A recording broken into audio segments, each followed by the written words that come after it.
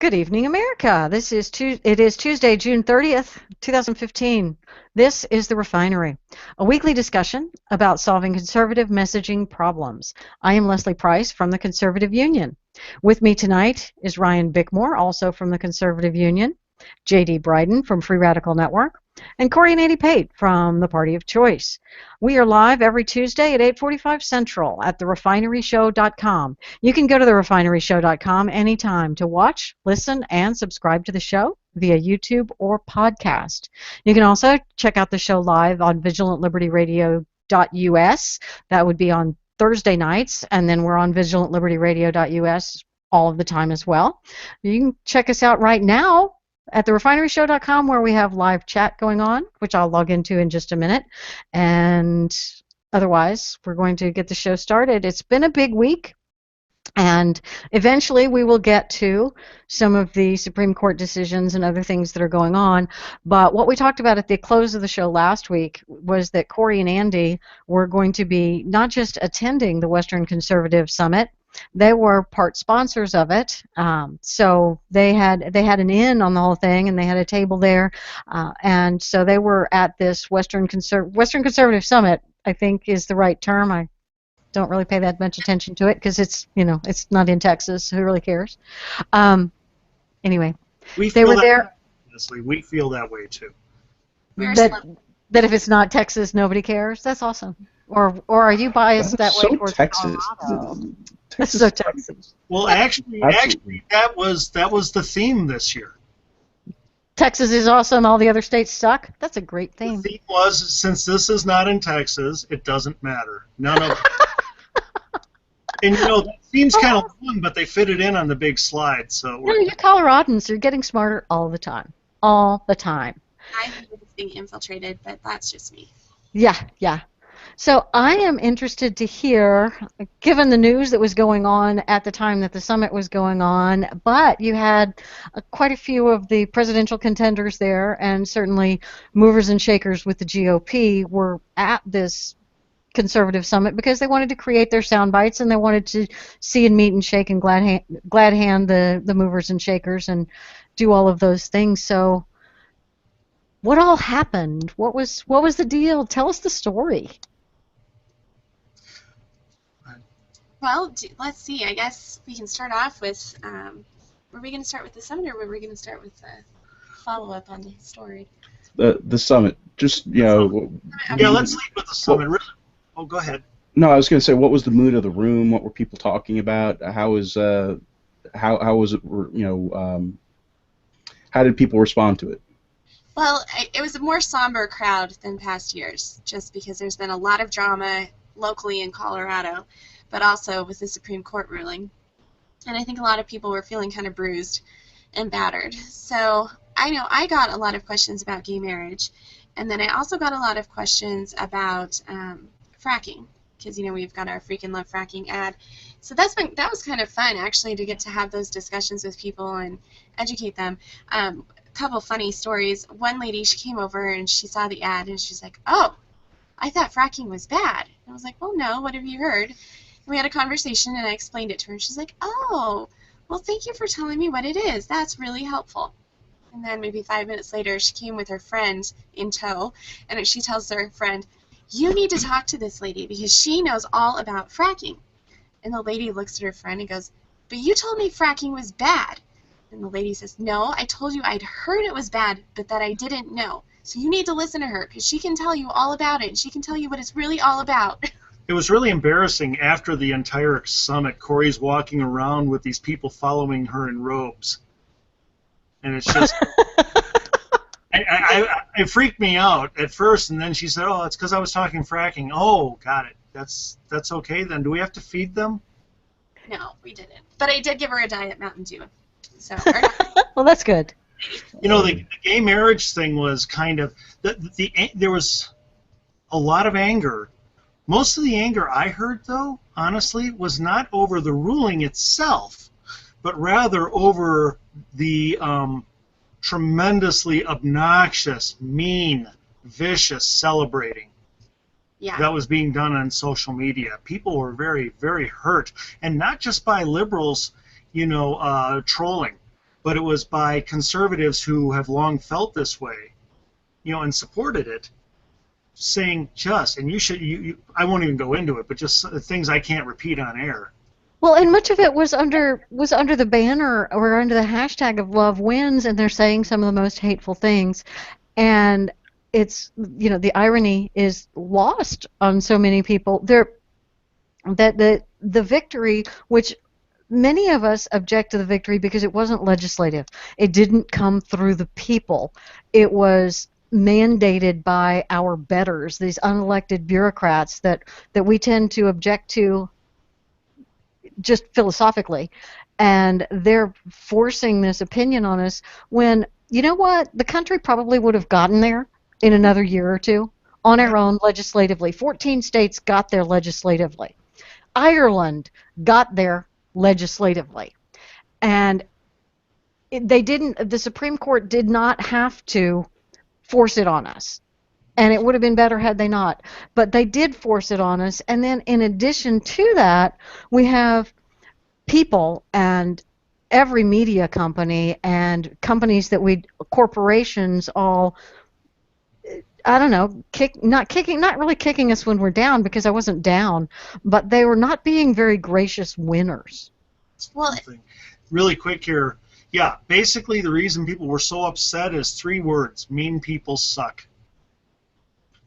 yeah, and I mean, it was really bothering me too, just seeing my Facebook feed blown up with all of these over-the-top, gloating posts. And I finally said something yesterday, I think it was, and I just said, if love won, then why is my Facebook feed flooded with hate-filled posts?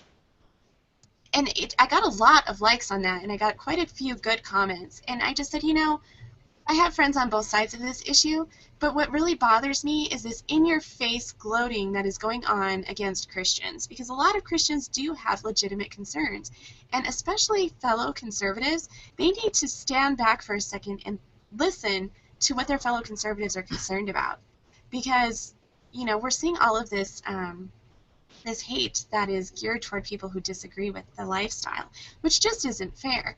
And in fact, at the summit, the most interesting conversation I had was with a man who came over to our table, and he was making notes on the I'm a Conservative ad as it was playing. And so he stopped and he introduced himself, and Chandra and I, we asked if there was anything we could help him with. And he said, well, you're probably going to really not like me very much. We're like, why? He said, well, you see, I'm the most unusual person you're going to meet here this weekend. He said, I am a gay liberal. And I was like, oh. Yeah. Okay, well, what brought you here today? And he said, well, I'm here representing my magazine. I can't remember what the title of it was. I should have written it down. But he said, I'm here representing that, and I'm just gathering information. And he said, I wanted to find other opinions on what is going on, especially with the gay marriage ruling. And so I thought I would come here because these are probably the most opposite people from me that I could think of. And so I was just wondering what you thought. And so he asked us a few questions, and we answered them. And it turned into a really great conversation, because I asked him right out, I was like, well, what's the purpose of the marriage? Are you celebrating, or is it to be used as a weapon? He said, because what the biggest concern is for most conservatives, especially Christians, is that we're seeing these businesses be targeted and sued and put out of business simply because they're declining to bake a cake or cater a wedding. They don't hate anybody, they just don't want to participate in something that they feel goes against their belief system. And this is what shocked me, because he got kind of a little furrowed brow on his forehead, and he goes, well, I don't really understand that either, because if I wanted to get married, why would I go to a church or a business that didn't support my decision? And then I just kind of smiled and I teased him and I said, well, you better be careful because you're starting to sound like a conservative. And then, of course, he did the fake outrage and said, oh my gosh, I need intervention. It was kind of fun, too, because that's a line that I told a few people there. I said, look, because they were saying, what do we do with messaging with this? Because people would come to us asking about messaging. And I said, look, guys, the reason it passed ultimately, I don't like how they did it and they overrode state rights and all that kind of stuff. But the reason it was coming and guaranteed everywhere soon is because, in a way, they're right. They're simply saying our choice doesn't take away other people's choice, and therefore they should have the right to that choice. Here's the problem. I said, when you talk to them, don't attack the gay marriage. Say, yeah, you want to get married? Fine. Here's the question. Do you want that to be a celebration? Do you want your wedding to be a celebration or a weapon? If you want it to be a celebration, you are a gay conservative. If you want it to be a weapon, if you want to target businesses, churches, and so forth that you don't like and use your celebration as a weapon to harm others, then you're a liberal, gay liberal. So you have a choice. You can be a gay conservative and celebrate, or a gay liberal and use it as a weapon. And we had a lot of people walk away from the table. I like that. Yeah, I can use it, So it was, like I said, though, people were not nearly as upset about the ruling as they were about the treatment of Christians. Right, and there's a lot of very real concern about, are we going to be able to say no? And that's all we want, is we want the opportunity to say no thank you. Exactly. Yeah, no means no. Yeah, no means no, except when, well, whatever. So at this, it was 2 days, right? 2 days, Saturday and Sunday, or Friday and Saturday? It's 3, Friday, Saturday, Sunday morning. Now, there were some workshops and breakout sessions there as well?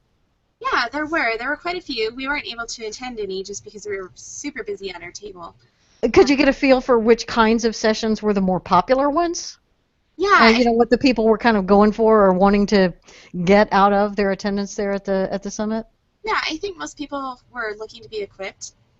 And I heard some good things about a couple of sessions, saying that they didn't just talk about what we already all know, but rather they actually gave some tools and instruction on what to do.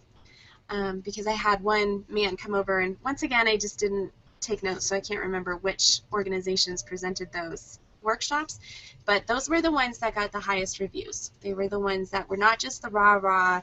They weren't just explaining things that we already all know. It was that, okay, this is what's going on, now this is what we're going to do to change it. Yeah, because the people that are there are like the soldiers that are going to be in the war. I mean, the attendees at a summit are the ones who need the tools, because they're the ones who are going to go out and hit the ground running. Yeah, especially with the way that the summit was structured this year.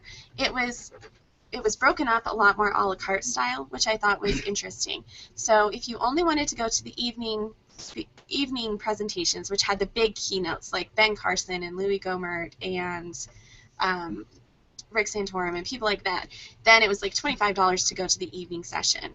But if you wanted to go to the whole summit, or just to one day where you could actually go to the smaller sessions and interact with vendors and all that kind of thing, then they would break it down. It was like $100 or $200, depending on how much you wanted to attend. So, well, that's a good way to do it, yeah. Yeah, because that way, you know, choice. How many people can really afford to spend most of Friday, all of Saturday, and part of Sunday at an event? It's just not likely to happen. You know, another thing was it was fun is always to hear the buzz about the candidates and what was their main message. You know, what was a candidate's main message, and also how well did it resonate? How well did they do? Exactly. Yeah, and at you know, one guy he won last year and he won again this year, the straw poll, and that's Ben Carson. Yep. Who did a fine job. Again, he's very good. You know, he's magnetic. He is the most disarming fellow I think I've ever seen. Just disarming. Mm-hmm. Go ahead. And what was really awesome about his presentation, and he did this last year too, was that he didn't just give a stump speech. Mm-mm. No rah-rah. No rah-rah at all, which was so refreshing. He talked about the biggest issues that he felt were facing the country, especially the national debt. He feels that we need to capitalize on that a lot more than we are.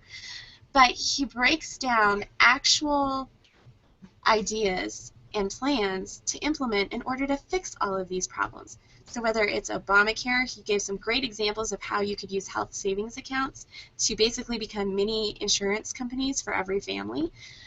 He talked about the debt and how we can message that, especially to young people, and help them understand why that was so important for us to be talking about, because we can really win a lot of young voters through that.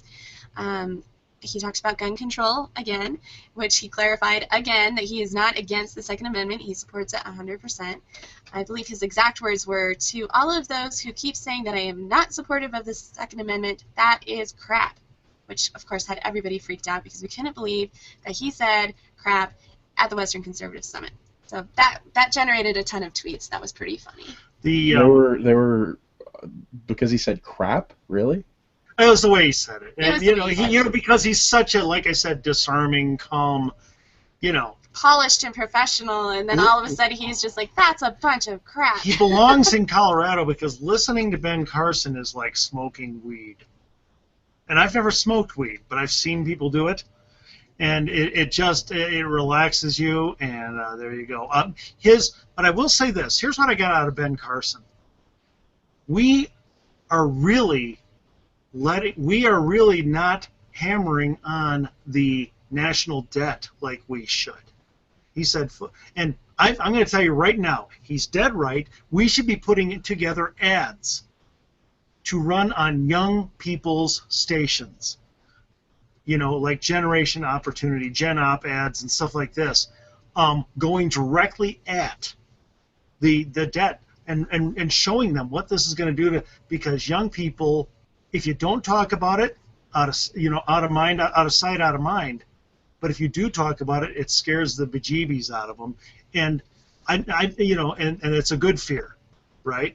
And boy, did he lay it out, and he laid it out very well. That was his strength. He wasn't the best, though. I got to be honest. The one who wowed everybody and just lit it up was Carly Fiorina. She was incredible. She is a master. I don't know who does her writing, but she has the best messaging and writing. The best writing for messaging I have seen. I don't know when I did not think somebody could come along and convey these things better than Rubio. I didn't think that was possible, since that's his specialty.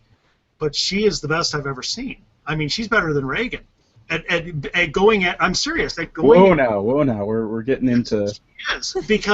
She is because of the setting that she's dealing in. This is a setting. You're talking about a nation that is largely left Christianity, left God, and and she is connecting with people in the midst of that, and her messaging, you can see it would connect with the middle, even and energize the right at the same time. Magnificent.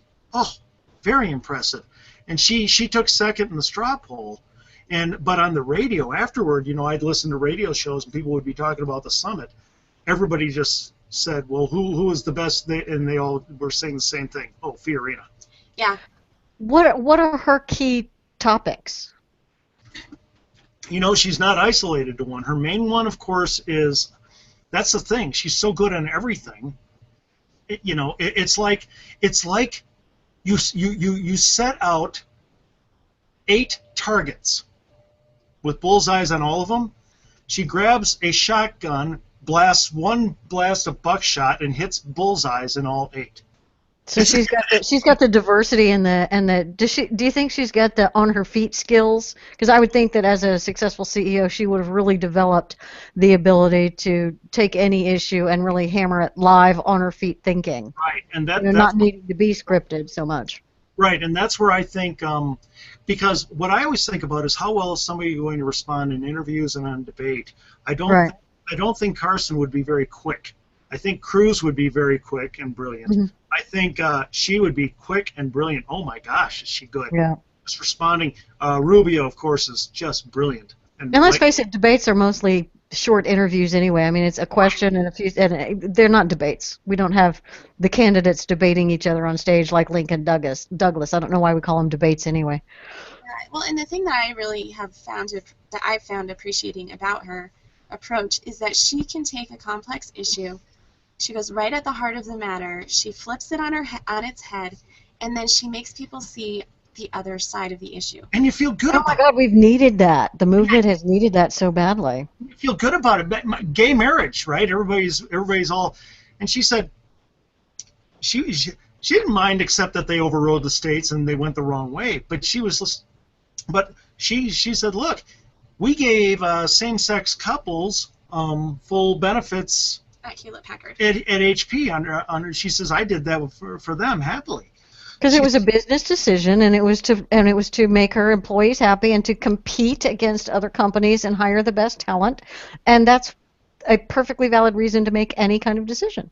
I think that that's something that, I mean, to me, I'm most interested when it comes to these speakers at the Western Conservative Summit. I've been to, CPAC a bunch of times. We've talked about the kind of ridiculousness of some of these conventions and how it's hard, it's hard to say that anybody actually accomplishes too much aside from, getting to hear a speech that's probably going to be used a bunch more times later on in the campaign season. But the fact that she was actually approaching the issue of the day, the Supreme Court decision on gay marriage, in a way that was not defeatist, but saying, "Hey, this is it shouldn't have been taken away from the states," and actually said, but we still have other stuff to do. This is not the end of the world. I think that's important. I'm really happy that was the kind of messaging coming out of Carly Fiorina, and it sounds like from the conference in general, is that this is not time to give up and any of that. So it's good to hear that the conference wasn't all entirely somber. The people might have been a little bit on the defeated side, but it's good to know that at least the people who are ostensibly the leaders of our party, the people who we look to try and get ideas from and get our thought leaders, excuse me, people like that. It's good that they're not focusing on the fact that oh no, we've lost. So I'm glad to hear that. Yeah, and I think there was definitely some of the traditional stump speech type presentations that went on over the weekend too. Other thing that I really liked about Carly's approach is she always explained why. No matter what the issue was, she gave the why behind the what. And the person that really contrasted against for me was Rick Santorum, because I heard his presentation as well. And of course, he's big on family values, traditional values. And when he was talking about the gay marriage ruling, he kept saying that, well, that's because marriage is not about children anymore. And he must have said that 8 or 9 times, but he never really explained what he meant by that. And why should we care if it's about children or not? It's a different way of looking at it, but he never really gave the foundation for why he was saying that, which I thought was really interesting. But all attendees were given 2 free children. So Corey came back to the table, because I was manning the table. She came back with 2 kids. I didn't know their names, but they looked adorable. They're upstairs right now. Cleaning, I hope, because that's what they're good well, for. they're working hard. They're and I make them create and make things. But the thing was that and Santorum got like 1% in the straw poll. I mean, he got nothing. Ben Carson, and you got to understand, part of Ben Carson with the straw poll is that he has tons of groupies who show up. They're all in his shirts, walking around, and they all vote in the straw poll. I don't say that Sure. I don't say that to demean him. He did a fine job, and he is so right. We are ignoring and letting go our strongest issue, which is the deficit. And we need and this is I was going to circle back to that. Do you think it's something that anybody's going to care about? Because it just is not a topic that gets discussed much. But it's because we've let it go. We've let the left sidetrack us. And take it from a former leftist. That's what we want to do to you, is sidetrack you from your strong things. That doesn't mean you can walk and chew gum at the same time. You can still do other issues. But when you listen to Carly, here's the amazing thing on gay marriage, really quick, and then I'll touch on the deficit. On gay marriage, when Carly Fiorina says it, you can tell if she were hypothetically the candidate. And I've said before, I think it'll be Rubio, but it's possibly, she's in the running. If she's the candidate, this will not be a strong issue for the left. They won't be able to use it. She will disarm them immediately on this. And the church feels supported, like she's going to defend them to the hilt.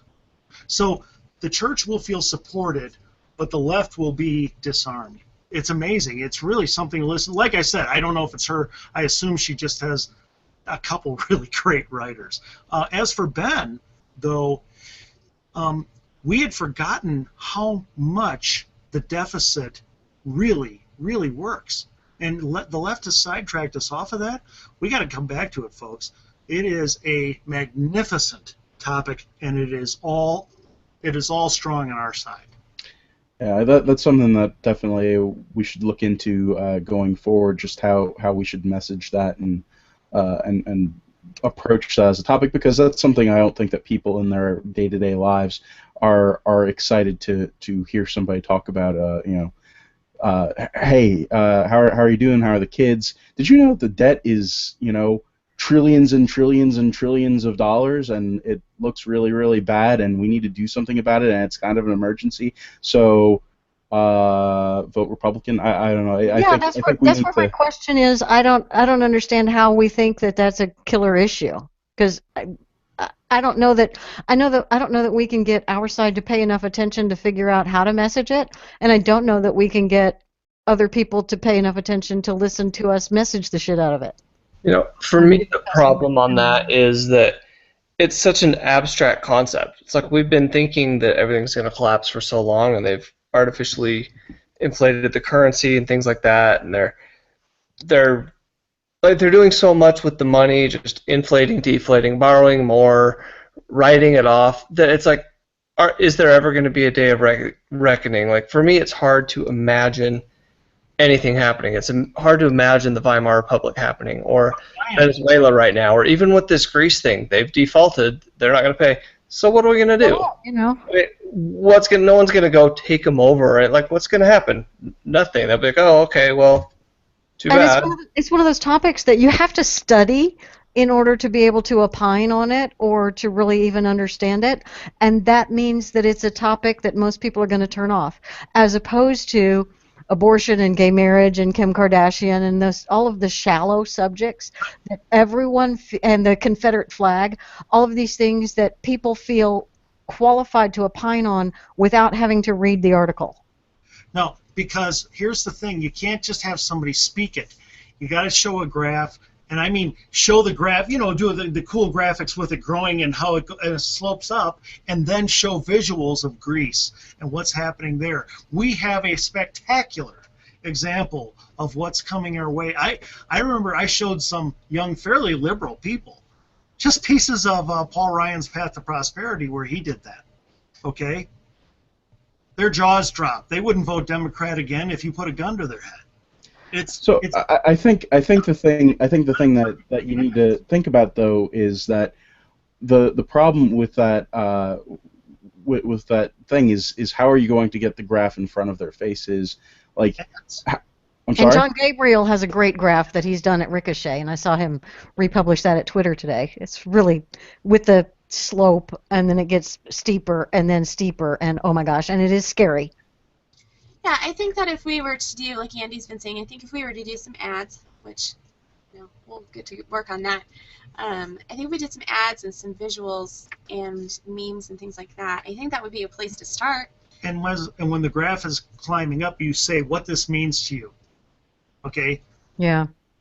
Yeah, this is what this means to your life here and to here and here, and just say and show behind the graph. You show pictures of real people, and jobs lost and things happening, and you show Greece.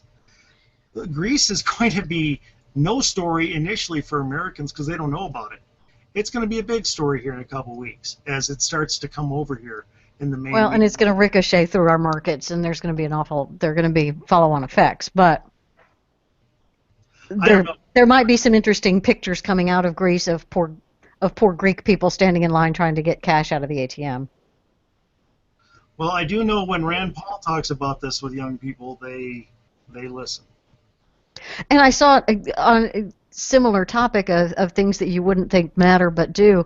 Saw a brief video earlier today of one of the campus groups had a big poster board of photographs of really fancy houses, and they asked and names of the candidates, and asked the passing college students or young people to guess which candidate belonged to the house, and they all guessed, oh, this super fancy house, that's got to be Marco Rubio, and this super fancy house, that's got to be this, that, or the other. And all of the super fancy houses were Hillary Clinton. And so once non-Hillary Clinton was guessed at all of the super fancy rich people houses, and then the young people were told, no, actually every single one of these houses is a house that Hillary Clinton lives in or has lived in, and they were all completely gobsmacked because they had no idea. And I don't know. Pay the mortgages on her houses. Right. The mortgage on her houses, plural. And I think, that's something that you could put a gift together of, whose house is this? And here's a picture of Rubio with a question mark on it. No, Hillary. Or you just run through all of them, and then at the end, every single one of them is Hillary. And you could turn that into a visual to help people understand that Hillary's not who you think they are, who you think she is. I think it's a great idea. Or maybe like a little video where it just scrolls through the different houses and it flashes up each candidate's name. Yeah. Show all of them with Hillary plastered across it.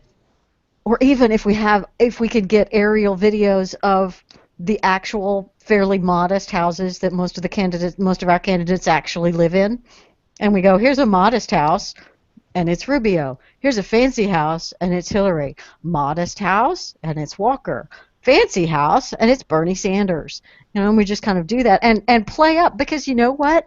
If people's voting behavior is going to be guided by class war, well, let's fight it. Our guys are middle class, upper middle class, and lower upper class, but none of our people are anywhere near the blinding riches of Hillary Clinton, other than Donald Trump. Fishy in the chat said, "Lifestyles of the dead, broke, and desperate." Heck yeah! As Hillary phrased it. So yeah, absolutely. That's. I think that's some of the battle that we have to, and that's not a battle we normally want to fight, because I'm happy for people to be rich, and the liberal trolls are going to throw back at us. Yeah, but Romney. So what? Yeah. I don't have to answer every troll who comments on my posts, and I don't. No, that's something that you absolutely don't have to do. You could just keep on posting pictures of her houses, and that works just fine. Yeah, I think that's a really good idea. Houses of Hillary Clinton. That seems like a pretty nice hashtag. I don't know how many pictures we have of them, but that could totally be a thing. That's definitely something, sort of waging the as you said, class warfare. Except in this case, the class that we're talking about is the political class. This is somebody who's incredibly ensconced in the political system, and get, obviously we can talk about what it is that Hillary is, and people are going to ask, hey, what did Hillary Clinton do to make all of that money? Right, because what did Romney do to make all of his money? Oh yeah, that's pretty well documented, that he created value for a heck of a lot of people. Hillary has never created a job or managed a single thing in her life. Created a couple new openings in Benghazi. She has never done one single solitary profitable thing in her life. Now let's let her run the country. And these aren't battles that normally we fight, but we've got to learn how to fight the right battles in a way that's going to win. And I just still can't see, much as I would like to fight the debt and deficit battle, because it's a very important one. I mean, that's a cliff that we're about to fall off of, particularly with Social Security and Medicare and what Obamacare is doing to finances. But I can't figure out how to target the feels on that. No. One second. I really want Leslie to go into what she means by target the feels. I think that's an important subject, and it'll sort of relate to what we'll talk about a little bit later. But please. Well, I mean, don't we end up seeing rebuttals from the non-political person who wants to get engaged in political conversations because they think it's fun to argue with conservatives? They always come back when Obamacare is the biggest one I think of, is that anytime you target Obamacare as being bad for America, the response you get is it doesn't matter how much it costs because people are taken care of. And you can, and yeah, I read it in that very concerned tone of voice because you know they're writing it in that tone of, because people, I care. And this is part of why so many of the liberal causes are so popular among the apolitical public, is because they allow you to express something that means you care. And I need to be perceived as caring. And it's very caring to not be concerned about how much something costs because I need to take care of you. Even if it's very expensive because you're worth it. How dare I put a price on that? How dare I? The left loves to play by the Sarah McLachlan right. playbook. You conservatives are always concerned about how much something costs, and you're always talking about this debt or this deficit. Look, we've had this huge debt and deficit. I mean, yeah, this slope has gone crazy over the last 8 years, but we have taken care of people. We got people health care. Did you know that for just blank amount of dollars that you really don't pay very much attention to a day, you can increase the education level in the country by some amount that we don't really know? Because we can't really pinpoint how much money we're spending on it and how much is actually affecting the problem, and how much we're winning the war on poverty with your daily donation. In my company, I look at and deal with 1,000 employees, and of those 1,000 employees, they get their paycheck direct deposited, or they are servers and they get cash at the end of every day. They have no idea how much taxes they're paying. They have no idea how much Medicare, because it's direct deposit into a bank and they never look at their stub. So they have no idea. They only know how much cash they have in their bank account. They don't care. They don't know what taxes are. They don't know how much of a bite it's taking out. If taxes go up by another %, which they have, they don't notice. Not effectively. Yeah, they might notice that their paycheck is a little smaller, but because they're not looking at the line items on their paycheck, they're immune to the effects of increased taxes or high Social Security or Medicare taxes. No. I understand what you're saying to a point, but I can tell you that in our benefits meeting this year at work, everybody, especially the young people, were freaking pissed when they found out we were losing our fantastic coverage and we were going to be paying a lot more for far less coverage. They were very angry about that. And they felt the same way up at the casino when I was there. People were very angry that they were going to have to pay so much more in what is it, when the upfront money. Premiums and deductibles. And deductibles, especially deductibles. Also, people who don't work could get it for free. They were mad. This is right. They are mad about the Obamacare and the amount of money that they have to pay for their health insurance, but that's because the insurance companies are evil, as is their employer. No, they weren't buying that. Leslie, That's good. When you come back with workable alternatives that show how the alternatives will benefit them directly, they're all ears. Yep. I had so many conversations with people at work who were not normally open to talking about these things because of those HR meetings.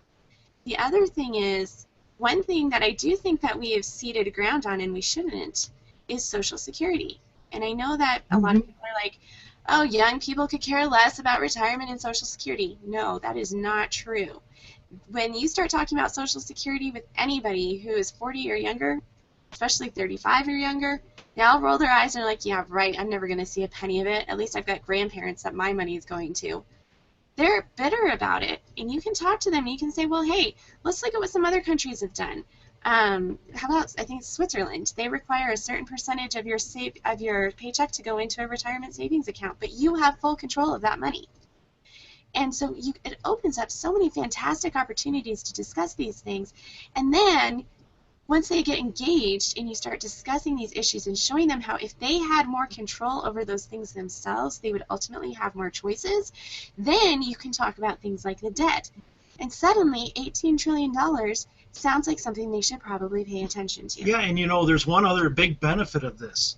Very quickly, we can't cede ground on this, guys. We can't give up our strongest issues and say they won't care, let's give up, and just try to focus on the issues that the left specializes on. Here's the big, wonderful thing about these. Once you get into them, immediately you sound like the smartest person in the room. And True. And so it's like you sound like the realist, but you say it caringly, and that's something that Carly, once again, is so good at, is showing. No, this is. I don't want this for you. It's kind of like when I say, the problem with welfare is it doesn't give you what you need. You don't need a life of needing others. You need a life of where others need you. I want you to have that purpose in life. You still need the money. I want you to get it in a way that puts you back in business. Things like that. You can message quickly, break through quickly, but more importantly, you're the smartest guy in the room. I think there's a good point to make where I think that definitely Carly Fiorina, definitely the presidential candidates should be talking about this as an issue. I think it's something that sells as an issue. When you're having as a part of a broader conversation, I think where I was expressing some doubt is when you're talking about getting directly to somebody to have this conversation and setting up those conversations. I mean, we've talked about the conservative small talk issues, concepts that we've talked about, where we go through an issue that is appealing and something that brings people in from outside of the political realm. I mean, everybody cares about feeding the homeless. Everybody cares about when people's money is just seized from them. More stuff. There are so many issues like that. The debt is this huge thing, this amorphous blob, and people don't really. I don't know. To me it seems like it would be something that requires, as I said, the broader conversation started. Something that the presidential candidates hopefully will get into a lot for us in the upcoming debates and things as stuff starts getting moving in the presidential election. I just on a personal thing. JD, I think you made a good point. It's not that we're saying force it into a conversation. We're not telling you walk around with a debt calculator on your lapel and say, check out my new pin. Look at this. Did you know that today's debt is reaching $18 trillion? Yeah, that's not what we're talking about. We have people like that, though. We do have people like that. And we're not advocating that. Sure, we're not advocating on that. Okay, right. As long as we're not doing that. I know. I had to. I hid the pocket constitution with the calculator. So, we're safe now. We don't have to worry about Andy freaking people out. But my whole point is this. In those conversations, when it comes up, it's not that we want to force the topic, but we need to be ready to seize the moment, because you never know when those teachable moments are going to be there. So we just need to be prepared with some really quick points. And you know what? We can work on, presenting some of those over the next few weeks, and we'll put together some ideas, and we'll get you equipped. Yeah, I mean, just because it seems too big to comprehend doesn't mean it won't affect you big time. Well, I mean, it's actually quite the opposite, but and maybe some of it is that it is so big, and any kind of, and it's not something that I feel I personally can have an effect on, because I vote for people in the legislature, and then they vote for, then they have their corporate friends write some legislation, and then there's a fight in Washington about the legislation, and then the debt gets bigger or smaller by billions or trillions, and what do I really have? What if I can't really affect it? It's outside of my sphere of influence, so it's going to be outside of my sphere of concern. And I think that's where a lot of people are on these big debt and deficit and foreign relations as well, and the Iranian negotiations. I think the reason a lot of people tune out of those things is because they see it as being outside of their sphere of influence. That's a good point, but we're not saying that you center everything around that. We're saying don't let it go. Don't drop it when it's the biggest thing facing the nation, and it's also the strongest point of the right. But no, you don't want to center around it, just like for the reasons you just said. I agree. I know it seems like a kind of awkward transition, but I think it's something that we probably do need to talk about. And it's also in the sort of realm of paying attention about what fights you're fighting and how you fight those fights. And that's another issue out of Colorado. We want to follow up a little bit on what happened there with the coup that you and Andy, you and Corey reported on a couple of weeks ago. I know that situation sort of hopefully resolved itself over the past week as well. I mean, it was just a lovely week for politics for conservatives, especially in Colorado. Yeah, I know. We had the Supreme Court decisions, but that wasn't the number one topic. The number one topic in Colorado was clearly what was going on with the state chair, and basically a coup. The state GOP chair. Yeah, the state GOP chair, the top guy in the state for the GOP. He was accused of not fulfilling promises to select certain people for positions, and also accused of having an affair with a lady. And this lady, this lady did an interview with, I guess, Politichicks regarding that. But the big before I even go really quickly through how that played itself out, here's the big thing we all learned from it. Look before you leap. Don't get too emotionally involved and immediately side with a side, because here's what happened. You guys don't know this unless you're in Colorado. Over about 10 days, 10, 12 days, the entire conservative movement, and especially the Republican Party of Colorado, and I am not exaggerating this, tore itself to pieces. Mm-hmm. It was an absolute civil war of everybody lining up, taking sides, and immediately assuming any statement was true. Really quick, in the case of this lady who made the accusations, in her article where she was interviewed, she said that she had a text from him, from the state chair, where he basically confessed it and where he acknowledged it and told her to cover it up. Okay. Well, acknowledged an affair. That's right. That's what they were alleging. Right. In other words, he says, "Yeah, we're doing this, and you got to cover it up." Da da da. And here's the big thing. She didn't release it. See, all discussion on the topic should have immediately ceased, and I was really disappointed in the conservative movement here in Colorado over this. Everybody should have immediately said, okay, show the text. Not to us, but to investigators. Just let us know that it's been shown. And, if you have it, okay, then you're right. If you don't have it, then you just lied and he's right. Okay. One or the other. Well, they didn't release it for like 10, 12 days. And so during that time, she and her lawyer allowed the guys, hundreds of friendships were lost. Right on Facebook, you saw them. Old friends now hate each other and will never speak to each other again. I mean, the divisions this caused was unbelievable. And what happened at the end, 9 News here in Denver, which is either the ABC or CBS affiliate, I forget, a newscast, they despise the GOP. They would love to burn the GOP. They did a full interview with this woman, and they were ready to roll. Well, her lawyer, and here's the punchline, he revealed the texts that supposedly had the GOP chair confessing and telling her to cover it up. He did nothing of the sort. There was nothing incriminating in them. And it was so bad that 9 News, an outfit that would love to burn him, dropped the entire thing and wouldn't even run it. So that was that half of it. So the affair completely fell apart, that thing. But the other half was basically that he hadn't hired people and so forth. They had a closed-door meeting, and there were 23 state chairs that were present. County chairs that were present to vote on his future.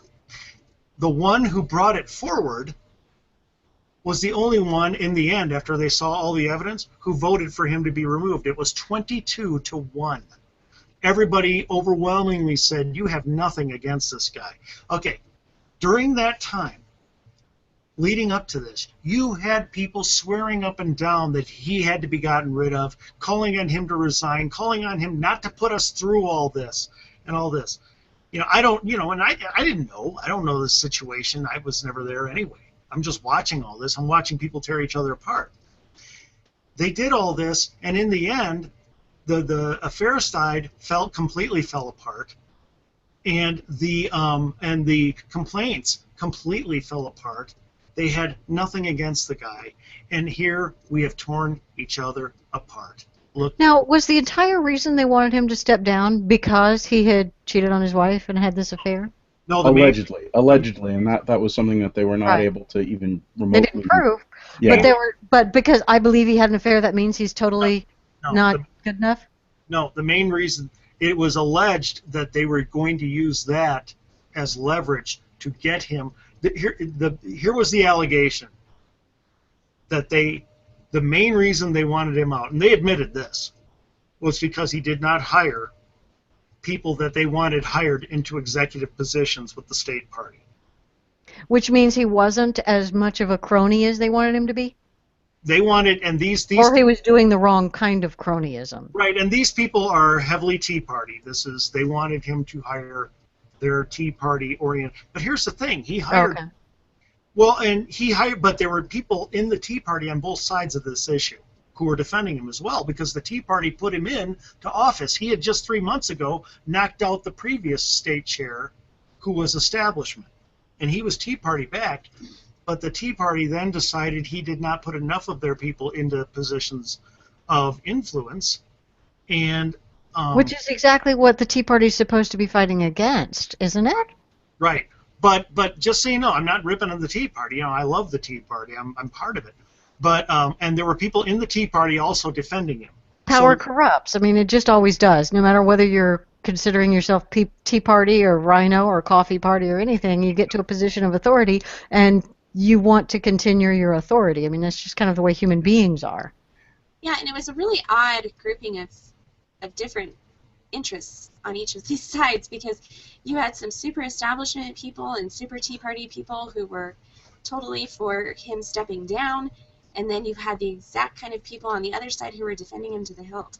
It was the strangest thing I've ever seen. Oh, and at our radio station, you have people, three radio, the Liberty lineup, the main three radio talk show hosts on our radio station all stepped down. And does that mean that the radio is not even broadcasting anymore, or do they have other people? They've got a syndicated lineup now. Until they replace them. Yeah, until they find replacements. But people lost their jobs, and once again... And you've sent them your names, I hope? What's that? You've sent them your names to be replacements? We've asked to be considered, yes. There you go. You know, but people lost their jobs, and here's the thing, guys. All of this, because the main emotional issue was the affair, the allegations of the affair. That was the thing really driving, and that was the thing that the Liberty lineup was discussing on air constantly, in a lot of ways. And, you know, because it was a big story. They were doing their job. And here's the thing. They had the text. If they just released it right away, people wouldn't be out of jobs. People wouldn't have gotten hurt, you see.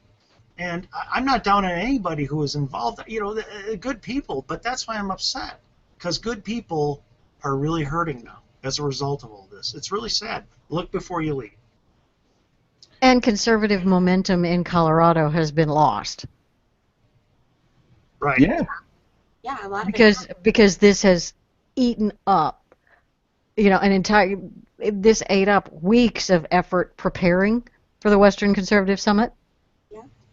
And it's going to eat up the aftermath, because the people who are the biggest movers and shakers in Colorado GOP are all verklempt with all of this other stuff going on, and they're not going to be able to focus and be as cohesive of a unit, making sure that the Colorado GOP is rock solid as they need to be. And Colorado is a key state.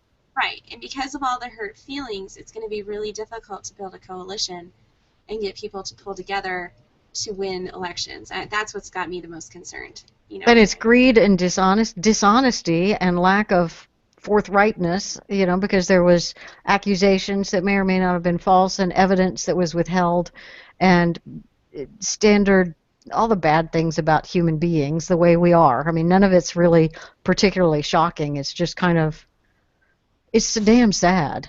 It is. It's just sad and it's disappointing, and it's like, wow. And to sum it up, we're not taking sides here. I guess it sounds like we are. We're only presenting, what came out. This is The truth is a good side to take. we're not presenting anything that wasn't in the news. Nine News really did drop the story because there was no evidence. It really was a 22-1 vote, with the only one against being the one who brought up the complaint.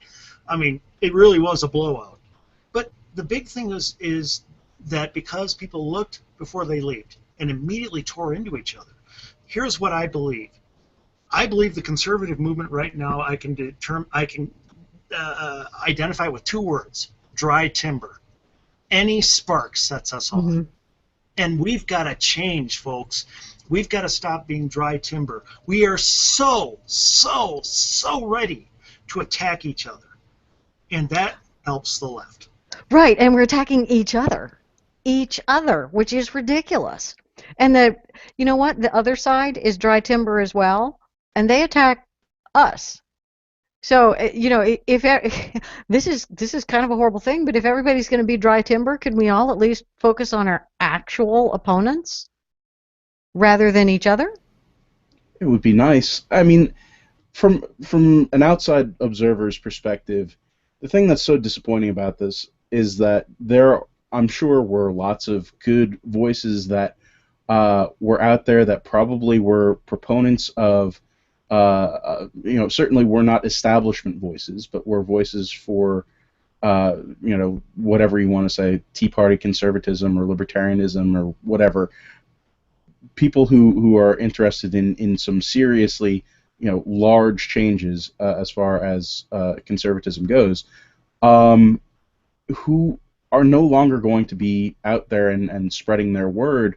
And even if they do, even if they were to come back up and start speaking, who's going to trust you? Who's going to be willing to take the opinion of somebody who just put on the line the idea that, oh, this guy must be so incredibly, he must be that bad that all these allegations must be true.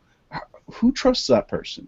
It's so frustrating to me, because you've given the Tea Party nothing but a hit when it comes to credibility.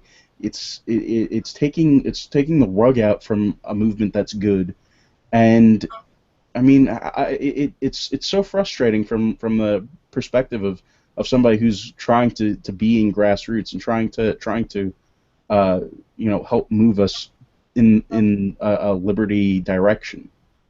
It's a great point, and if I can ask you guys one thing in closing, because you're right, the Tea Party, these are magnificent people. They just got very angry and frustrated because we're dry timber. All of us, not just Tea Party, establishment, libertarian, Christian, right? We're all dry timber. We are all dry timber because we want to be, and we got to cut it out. But let me ask you this, in closing on this. If you're not on the right now in Colorado, would you want to join us after watching us tear into each other like this? Yeah, no, the answer is no. Nope. Y'all don't look like a group that I want to become a part of. You look as silly as the people on the left. People, I'd rather. yeah, people think that when we are dry timber and we tear into each other and we explode so easily at every spark, they think that there is no repercussion to that. They think there's no consequence. Yeah. They're destroying our ability to win new followers, to win new people. And I think in general, we have to get beyond the raw nerve of emotion and look past and get past our feelings and figure out what is it that when I'm feeling defeated, which most of us are, and that's why we are dry timber, is because we're feeling defeated, and we're kind of a raw nerve. And what do? We have to look at, well, okay, I've lost a few battles here. What is it the other side did that was successful and that I could then incorporate into my own actions to try to figure out how to be successful? Because yes, it's natural human nature, and it's good for us to, express the anger at the issue. You have to acknowledge that bad stuff happened and I'm irritated about it, and now I have to figure out how do I make good stuff start happening again. And in order to do that, we have to fully understand what is the bad stuff that happened. And with the Supreme Court rulings, most of it is not necessarily the result of the ruling, but more the substantive issue. What's concerning most of the folks on our side of the aisle is that it was extra legal or extra constitutional decisions that didn't seem to follow rule of law, and that are kind of rocking us on our very foundation of what we believe this country is founded on. And we're seeing that some of these decisions are violations of that. And are we headed down the wrong path? And we're getting all balled up in our fear of what is really happening. And we see that, we're conservatives. We love change because we appreciate the change as it happens through the free market. Free market is nothing if not a change constantly, all the time. You're going to change the pricing on your product to meet customer demand. But society changing really fast is a concern to us. We want to slow things down, and we want to make sure we understand the why behind a change. We're happy for things to change as long as we understand why was a situation the way it was, and why do I need to change it. We don't want to just change for change's sake, and that goes back to Chesterton's fence, which is a story we've talked about before. But in the and this is going to kind of cycle back to the gay marriage thing. In the aftermath of that decision, I myself was looking around with, how the heck did this happen? How did we get here so fast? And ta-da, some guy wrote an article about that, and he really did outline how amazing the change was. And I hadn't really stepped back and looked at it kind of objectively, the way the whole gay marriage situation had changed. And remember, gay marriage is not something that just happened in America. This has happened worldwide. So this has been a worldwide movement that has changed, and we now have, by law, something that nobody had even thought about 20 years ago. It's something that didn't even exist 20 and 30 years ago is now mandated by law, and it was voted into existence in other countries, and it's really quite outstanding. And this guy summarized the points here, that we and this is something that we can learn from, I think. And on a blog post titled "What Was Lost," and the blog is The Axis of Ego. This was a perfectly executed public relations campaign. It's impossible not to be impressed by what the activist-driven effort accomplished. Successfully and fundamentally transformed the definition of marriage, and did so in a way that portrayed any efforts to preserve traditional marriage as the novelty rather than as the millennia-old status quo. They successfully convinced a critical mass of the public that there is only one side in this debate, which was confirmed by BuzzFeed Ben, by the way, despite the fact that the side claiming the monopoly had only existed in any meaningful way for perhaps 20 years. They successfully convinced a critical mass of the public that race and sexual orientation are directly analogous. They successfully convinced a critical mass of the public and jurists that there is no possible argument against gay marriage, to the point where federal judges found that not permitting same-sex marriage is irrational, and they had prominent left-leaning outlets calling the dissenters simply crazy. They successfully branded their opponents as simple bigots for daring to hold a different view on a live political issue, going so far as to take punitive action against those who did not adopt the correct viewpoint. They successfully portrayed the battle as literally love versus hate. They successfully accomplished all of the above in about a decade. That is lightning fast, guys. You have to realize that this is a tremendous accomplishment in a tremendously fast period of time. But remember, that's 10 years. And we're looking at this, and we're understanding that 10 years is ridiculously fast. And yet we, the Tea Party, have been in existence for about 5. And there are people in the Tea Party that are ready to give up because we haven't conquered the world yet. So on the one hand, we can appreciate how lightning fast it is for the gay marriage proponents to have achieved their victory in 10 years and say, my God, that's fast. But then we're going to give up because we haven't won in 5. Well, actually, in 5, we've won a lot. And so we need to kind of gain a little. And once I read all of that and then took a further step back about how dramatically successful they were, how fast that was, and compared that to how frustrated I am that we haven't won yet, and then I backed off and looked at the time frames here, it kind of gave me a little bit of comfort and a little bit of reassurance that we are certainly not as we're not as successful as they are because we don't have all the levers of power that they do. We're getting better at some of that. But guys, we have achieved a hell of a lot in 5 years. Look at the victory we had at the polls in 2014 at the governor's houses, at the state legislatures, and at the Senate and the House. We've done an amazing job in 5 years. Now, we have to keep up the fight, and we have to get even better because our opponents are, as we talked about last week, the Democrats are blindingly powerful. They are a ridiculously powerful Borg. But we've accomplished a lot in 5 years. Right, and we need to keep that pedal on. Sorry, go ahead, Andy. Well, I was just going to jump into how I feel that they won because they used a better strategy than ours, but I'll let you go. Oh, please, no, please go into that. Okay.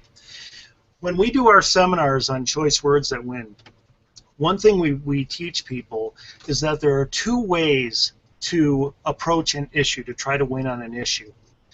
The wrong way is to try to play list versus list. Okay, so here's the left's list of everything they want in this issue. Here's our list of everything we believe in this issue. If you give us 51% of the vote, our list will become your law. All right. The other way to debate an issue is to argue to a fair standard, and that standard is, tell you what, we support. Forget the list. Set those aside. We support any choice that doesn't take away someone else's choice. Okay. It's like stealing. If I choose to take that woman's purse, my choice takes away her choice of what to do with her money. If I kill that guy, my choice takes away his choice of what to do with his life. If my company pours sewage in the river, our choice takes away the choice of people downstream to have clean water. When your choice takes away somebody else's choice, that's what we oppose. Okay? But as long as your choice doesn't take away other people's choice, go ahead, enjoy liberty. Now, that's a fair standard. When you argue to that fair standard, you're going to win. When you argue list versus list, you will only win in so long as society embraces your side of the list, your list. Okay? When it comes to gay marriage, society is very quickly moving away from Christian beliefs. You know, and I'm an evangelical born-again Christian, so I take that rather personally. What we did in this argument is we argued list versus list. Okay, we said here are all the things we believe. Marriage is one man, one woman, which I do believe. This is natural. That's unnatural. This is traditional. This is what marriage has always been. It's wrong to redefine. You're redefining what we have, and so forth. And we go through this litany on what our list is. And as long as we're in power, this list will be the law. The other side argued to the fair standard. Hey, as long as our choice doesn't take away somebody else's choice, it should be allowed. That's what they argued to, and look who won.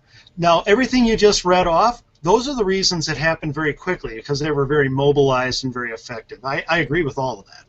But the reason it happened ultimately is because they argued to a fair standard. We argued list against list. And that's why we lost. Now, what we can learn in the aftermath is this.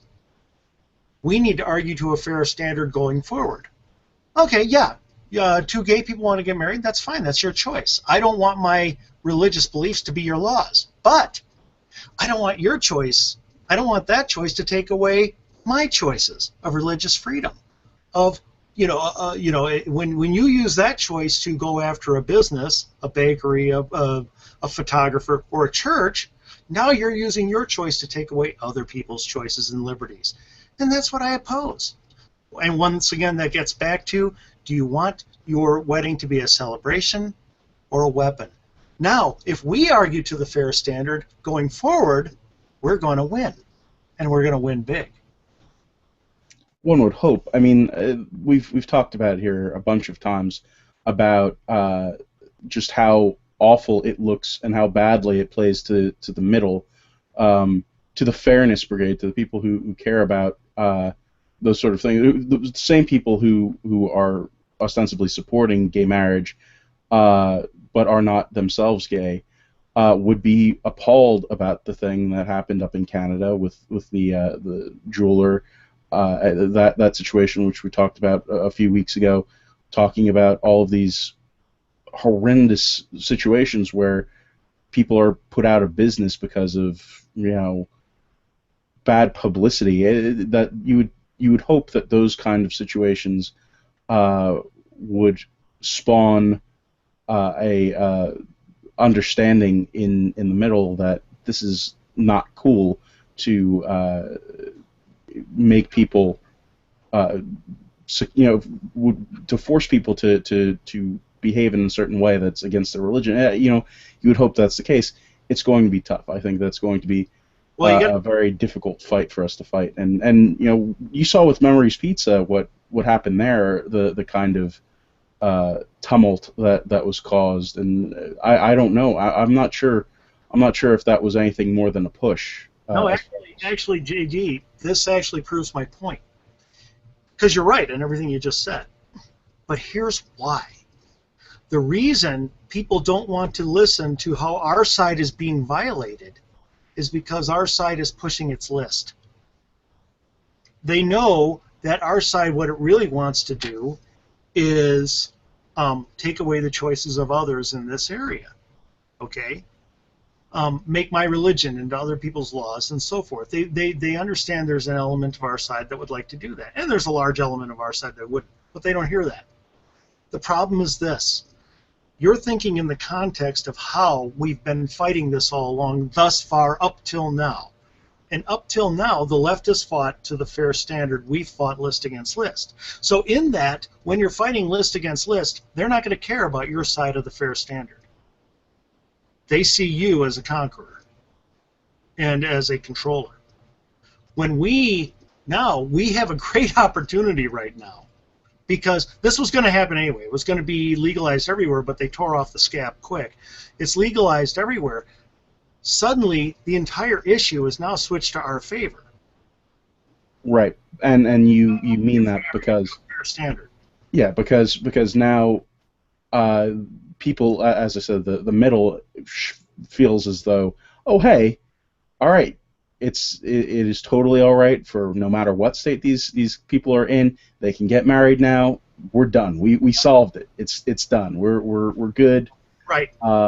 Problem solved, and everybody can go about their business. But if we come out and say, but we want to reimpose our list, then what's going to happen is they will press and take away our freedoms and liberties. They will attack the church. They will run over Christian businesses. They will use this as leverage to blow people out of the water on our side. Well, what list are people arguing for? The list of homosexual marriage is unnatural and therefore it should be prohibited. We've got people already saying we need to impeach the justices. We need to overturn this. We need to stop this. We will stop this. We will never stop fighting. Look, what everybody hears, and we may mean that in the best way because we're thinking, man, my cherished beliefs, this is violating them. It violates mine. I'm a born-again Christian. To me, marriage is between one man and one woman. But Jesus never forced unbelievers to live like believers. Okay? I don't want my beliefs to be forced on others as law. All right? The left does. And if we argue our list against their list and say, boy, as soon as we get power again, we get a majority on the court, we're going to take this back. If we argue that way, we're done. Because they'll keep arguing to the fair standard. But if we say, no, you got the fair standard on your side, but now we're going to argue to the fair standard on ours, here's the problem the left suddenly has. they really do want to overrun the church. They hate the church. Let me tell you, as a former leftist, they despise the church. Their goal isn't equal rights for gay people. They couldn't care less. Their goal is to overrun the church. They just, Right. and they're not going. And so we are at a tremendous advantage right now because they're hooked on control. They will press forward to try to harm the church. So if we stop arguing list against list and argue to the fair standard, people are going to hear us if we say, yeah, two gay people want to get married, that's fine, but do you want to use that as a weapon or as a celebration? Look, I just don't want one person's choice to take away another. Let people believe what they want. Live how they want. I've said this to young liberals. You know what they've said? Well, he makes sense.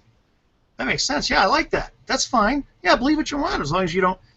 We are at a great advantage right now. Our enemy is hooked on wanting to take away the rights and freedoms. And we get to look like the good guys if we choose.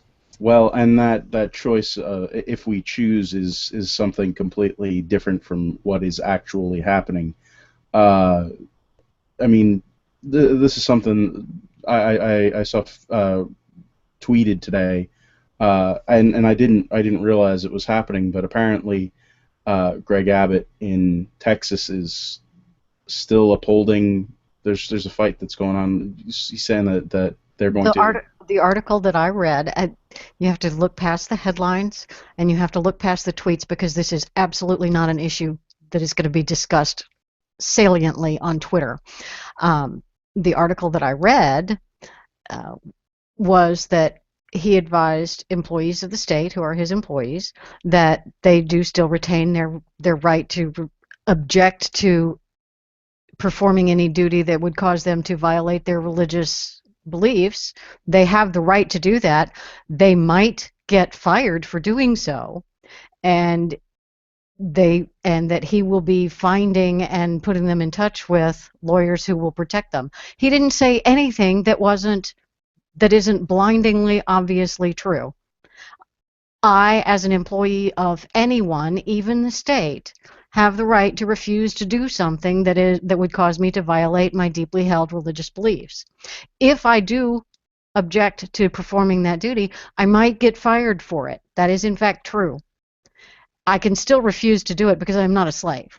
I can refuse to do something that violates my religious beliefs. I might get fired for it. If I do get fired, I might have a legal defense, and there might be some lawyers who would be willing to defend me on a pro bono basis. That's the substance of what he said. And there are all sorts of people who are like, oh my God, Greg Abbott is such an idiot. He thinks he can tell his people to violate the law.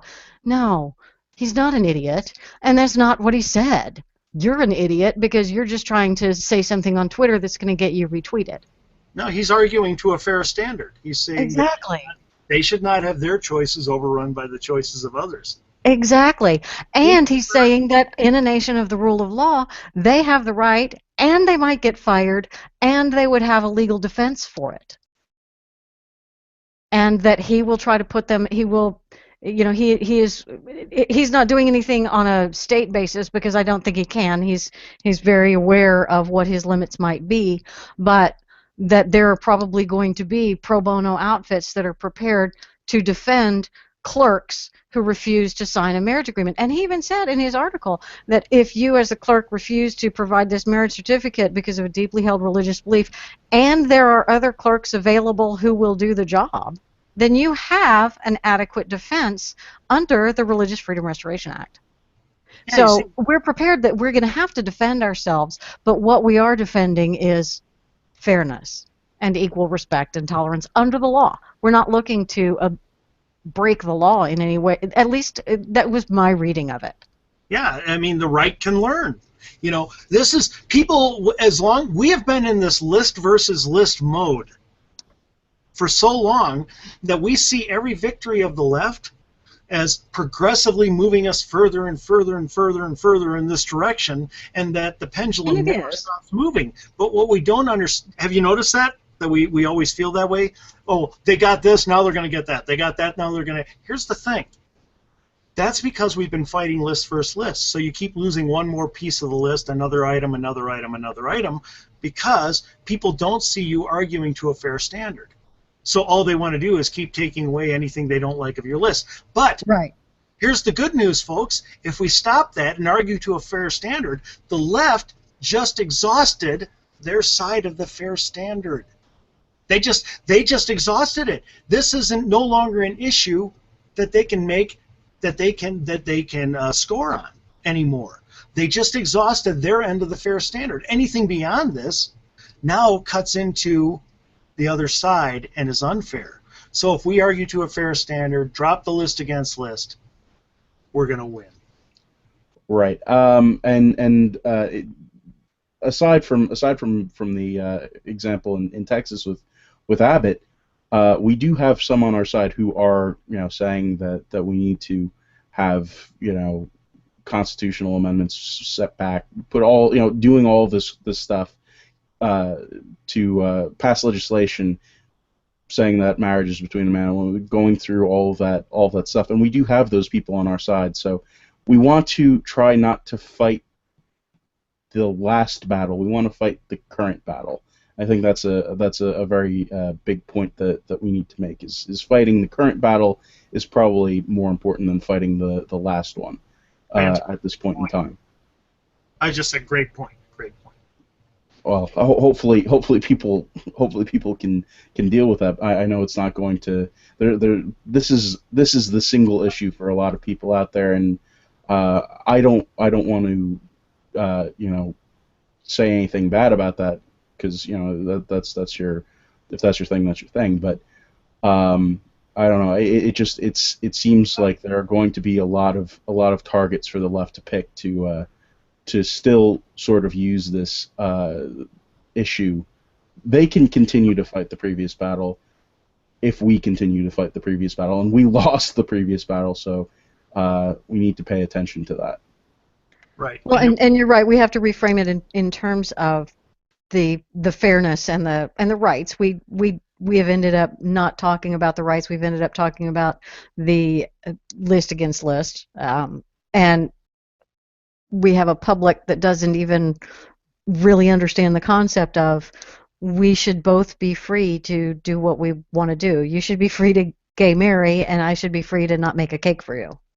Those are both important freedoms. I think it's hard to say that the public doesn't understand those things as much as the public has been misled Right. about situations. But yeah, It hasn't been framed in the right way. Which is why it's so important for us to do so. And Yeah. getting back to what Andy was talking about before, is that hopefully we have a set of candidates out there who can talk about this.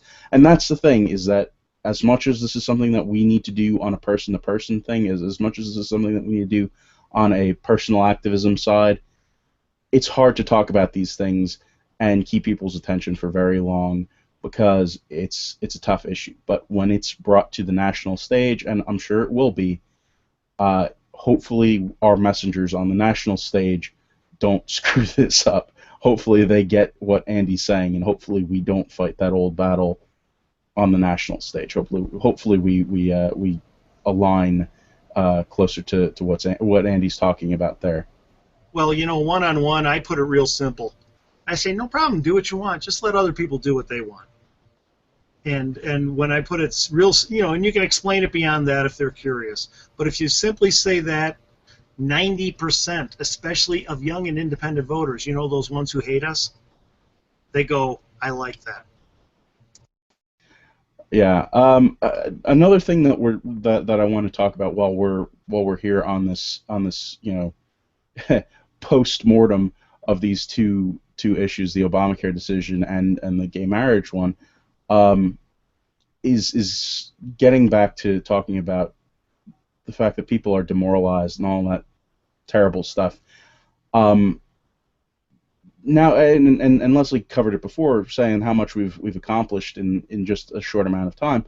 There's still a whole lot of stuff to do, and even though we lost, or I don't even know if you can say that we lost in these issues, how much impact we had on these cases, we can impact future cases. We can impact future cases now by making sure that our presidential candidate wins in 2016. We can make sure that we have better Supreme Court justices in the next presidency by making sure that we have senators that are better in 2016. You know, there's so much stuff that we can do, that we need to do, that we can't just afford to check out.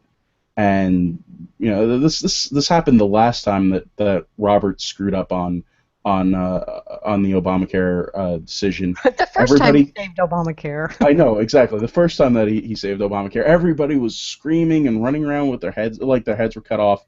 Oh, but wait, wasn't that supposed to be like a triple sow cow with a half twist, where he saved it the first time so that he could throw it under the bus the second time, and this one today was going to be the one where he really, whatever. The point is that people were saying, oh, this is the end of the movement then, and it wasn't.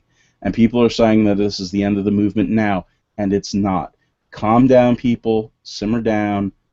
There's a lot of stuff that needs to be accomplished in the next year and a half, and it's kind of important. It's kind of critical that we get that done. So, yeah, we had a bad week. Yeah. Hopefully we can accomplish something much better, much bigger, and deal with a lot of these issues, in our own way. Once we have a new president, once we have some new blood in the Senate and definitely in the White House. New blood like Bernie Sanders, because he's the youthful opportunity. Yeah. Okay. Yeah. Sorry. Yeah. Yeah.